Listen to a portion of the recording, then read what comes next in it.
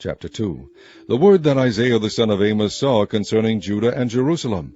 And it shall come to pass in the last days that the mountain of the Lord's house shall be established in the top of the mountains, and shall be exalted above the hills, and all nations shall flow unto it. And many people shall go and say, Come ye, and let us go up to the mountain of the Lord, to the house of the God of Jacob. And he will teach us of his ways, and we will walk in his paths. For out of Zion shall go forth the law and the word of the Lord from Jerusalem. And he shall judge among the nations, and shall rebuke many people, and they shall beat their swords into plowshares, and their spears into pruning hooks. Nation shall not lift up sword against nation, neither shall they learn war any more. O house of Jacob, come ye, and let us walk in the light of the Lord.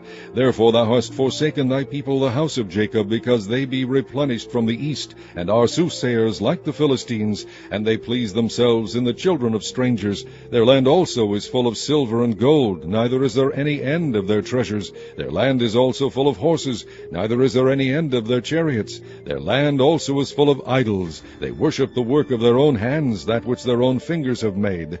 And the mean man boweth down, and the great man humbleth himself. Therefore forgive them not.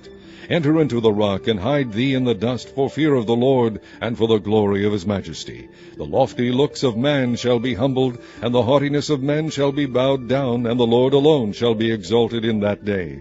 For the day of the Lord of hosts shall be upon every one that is proud and lofty, and upon every one that is lifted up, and he shall be brought low. And upon all the cedars of Lebanon that are high and lifted up, and upon all the oaks of Bashan, and upon all the high mountains, and upon all the hills that are lifted up, and upon every high tower, and upon every fenced wall, and upon all the ships of Tarshish, and upon all pleasant pictures. And the loftiness of man shall be bowed down, and the haughtiness of men shall be made low, and the Lord alone shall be exalted in that day. And the idols he shall utterly abolish, and they shall go into the holes of the rocks, and into the caves of the earth, for fear of the Lord, and for the glory of his majesty, when he ariseth to shake terribly the earth. In that day a man shall cast his idols of silver, and his idols of gold, which they made each one for himself to worship, to the moles and to the bats, to go into the clefts of the rocks, and into the tops of the ragged rocks, for fear of the Lord, and for the glory of his majesty, when he ariseth to shake terribly the earth. Cease ye from man, whose breath is in his nostrils, for wherein is he to be accounted of?